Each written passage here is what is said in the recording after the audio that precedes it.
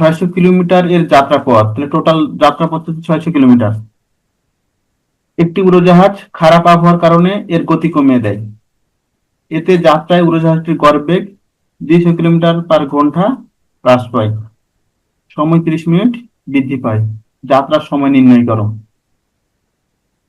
এখানে দিছে কি? বেগ, দ্রুত, সময়।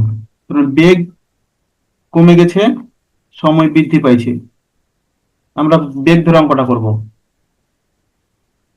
ধরি উড়োজাহাজের বেগ সমান x কিলোমিটার/আওয়ার। তাহলে আমার নর্মালি সময় কত লাগতেছে? 600/x। যখন গতি কমে যাবে তখন বেগ কত হবে? x-200, তাই না? তখন সময় কত লাগবে? সময় আধা ঘন্টা বেশি লাগবে। তাহলে 600/x-200। এই যে এদের সময়ের পার্থক্যটা হচ্ছে 30 মিনিট। 30 মিনিটকে সরাসরি বললাম হাফ ঘন্টা। বুঝছো মনে হয়? যখন বেগ কমে গেল তখন সময় বৃদ্ধি পেল।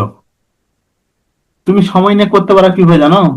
সময় নিয়ে করা যায় কি যে, ধরি সময় হচ্ছে t ঘন্টা, এটা ধরে করতে পারো।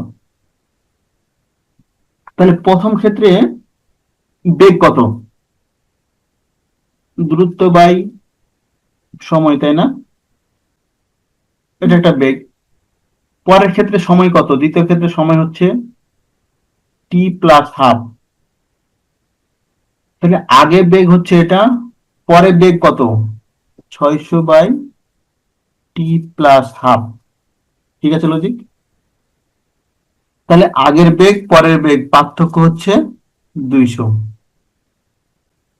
এটা থেকে করলে সরাসরি টি এর মান পেয়ে যাব। টি এর মান সরাসরি পেয়ে যাব 1। এটা সহজ মোটামুটি।